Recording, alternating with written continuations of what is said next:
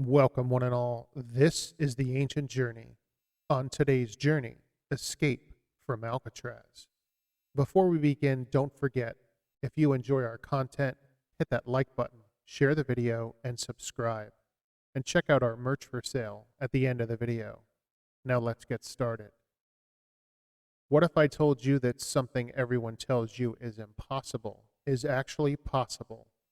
And then what if I show you the evidence to prove it? Alcatraz. It's a name that lives in infamy in the vocabulary of our nation.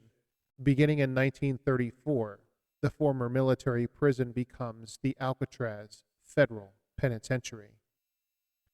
It's the geography and oceanography of Alcatraz that help make it so notorious. The island sits off the coast of San Francisco.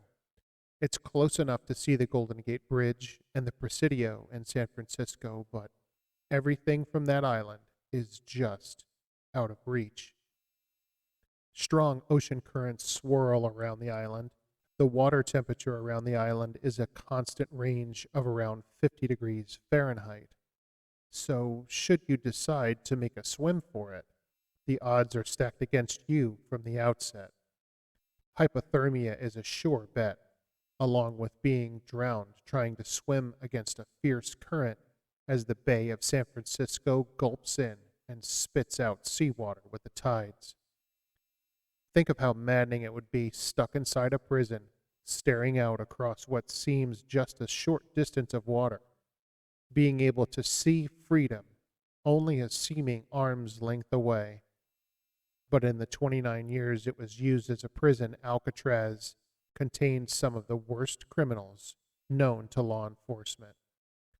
Mobsters such as Al Capone, Machine Gun Kelly, Bumpy Johnson, Alvin Creepy Karpis, and Mickey Cohen. The prison also contained monsters such as Robert Franklin Stroud, the Birdman of Alcatraz, and terrorists such as Rafael Miranda. Again, Alcatraz claimed that no prisoners ever escaped. 36 prisoners made attempts, 2 of them trying twice. 23 were caught. 6 were shot dead. 2 were confirmed to have drowned, and 5 are listed as missing and presumed drowned. And there it is. The impossible made possible. A few of those 5 men listed as missing, presumed dead, who couldn't have possibly escaped, have just been listed on the US Marshals website, complete with age-enhanced photos. So, if escaping Alcatraz was impossible, here's proof that it is indeed possible. The morning of June 12, 1962 starts out like any other in Alcatraz. Cell doors screech open. Inmates are counted as they walk out of their cells. But a few of the cell doorways are empty, and they've been planned to be that way for months. Prior to the escape, inmates are able to tunnel behind their cells, creating a secret workshop behind the cell walls, where they can assemble the needed supplies for their escape. Months earlier, one of the convicts had come into possession of some old saw blades. Using them, they were able to craft tools, including a drill that they made from an old vacuum cleaner motor, and loosened the air vents at the rear of their cells. If they had to remove a bolt, the inmates would just carve a fake bolt out of soap and replace the real one with it, and no one was the wiser. The inmates stole 50 raincoats, and they used them to fashion a makeshift life raft and life vests. They used plaster to create model heads to put in their beds, complete with real hair from the prison barber shop, just to fool guards walking by into thinking that they were sound asleep in their beds. On the night of the escape, the inmates climbed up a series of pipes to reach the roof of the prison.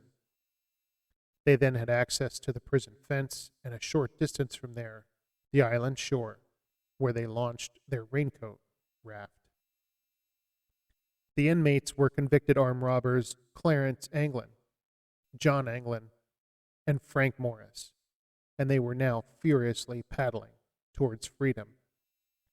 They had left behind an accomplice, inmate Alan West, who didn't make it out of his cell in time and was not able to join the escape. Frank Morris had been at Alcatraz since 1960 after convictions for bank robbery, burglary, and other crimes. Frank had also attempted to escape some other prisons. In 1961, John Anglin was sent to Alcatraz, followed by his brother Clarence in early 1961. As it turned out, these three men knew each other from stints in other prisons. Morris and the Anglins have at least an 8-hour head start before it's even noticed that they're missing. Once discovered to be missing, a massive air, land, and sea search begins. And for the next 10 days, the area is scoured for clues. On June 14th, a Coast Guard ship finds a makeshift paddle floating about 200 yards off the southern shore of Angel Island. A merchant's ship finds a wallet wrapped in plastic.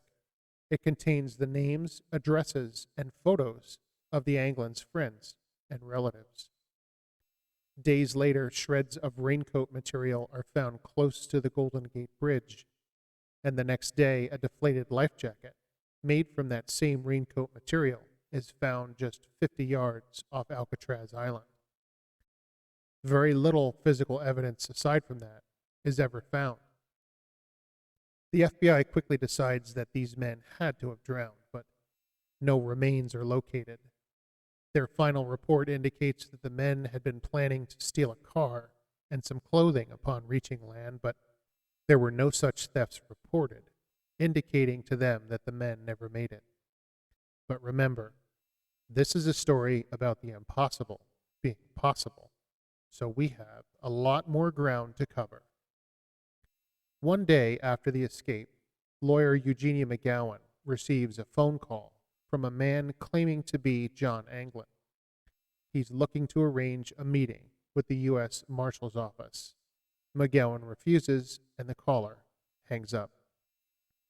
San Francisco police officer Robert Cecchi states that he witnesses a boat in the bay near Alcatraz at 1 o'clock in the morning the day of the escape.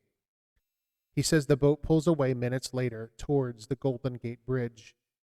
People speculate that the inmates didn't need to make it to shore. They just hitched a ride with some accomplices. But the FBI discounts this story. In 1993, a man named John Leroy Kelly gives a deathbed confession to his nurse. He claims that he and a partner were the ones who picked up the escapees in that boat and took them to Seattle, Washington. He then tells his nurse that he and his partner killed the men for the $40,000 in cash that they had stowed away from their families to help them escape. Some of the family members say that the convicts would have only used that raft to make it near the Alcatraz ferry, where they tethered themselves to it and were towed to shore. In 2003, the popular TV show Mythbusters tries to escape Alcatraz using the exact same method as the inmates, and they deemed that that escape is possible. In 2011, a documentary on the National Geographic Channel reports that the raft found on Angel Island had footprints leading away from it.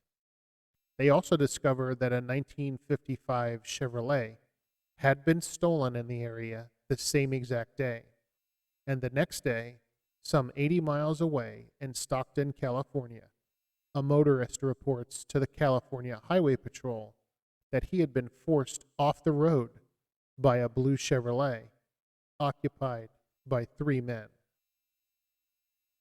A man named Bud Morris, cousin of one of the inmates, makes the claim that on several occasions he delivers envelopes of cash to prison guards at Alcatraz. He said that he met his cousin Frank face to face in San Diego after the escape.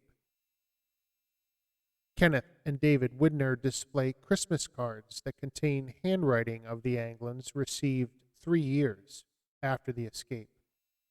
The Anglin family occasionally received postcards, most unsigned, but some signed Jerry and others signed Jerry and Joe.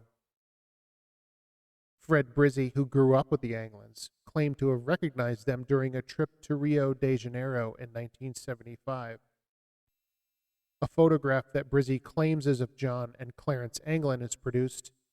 Some of the other photos he produces show a large farm that Brizzi claims is owned by the two men in the photo. In 2020, artificial intelligence specialists used facial recognition to determine that the men in that photo are indeed John and Clarence Anglin. But in 1965, the FBI says it finds no direct evidence of Clarence Anglin living in Brazil. After an episode of Unsolved Mysteries, a woman calls the tip line in 1989 to report that the photo shown of Clarence Anglin matches a man who lives on a farm near her in Marianna, Florida. Two other women call with the exact same information. But the best evidence that the impossible escape was indeed possible came from an unlikely source, the United States Marshals Service. In June of 2022, the US Marshals Service releases age-enhanced images of Frank Morris, Clarence Anglin, and John Anglin. The three men, who would now be in their 80s or 90s, aren't listed as dead, but are listed as wanted. The Anglin's mother received flowers anonymously every Mother's Day until she died in 1973, and at her funeral it's reported that two very tall women wearing heavy makeup attend. No one knows who they are. But in 1989, when the Anglin's father dies, two bearded strangers show up at that funeral, stand at the casket, weep for a few minutes, and then walk out, never to be seen again. Thanks for watching, and thanks for sharing the journey.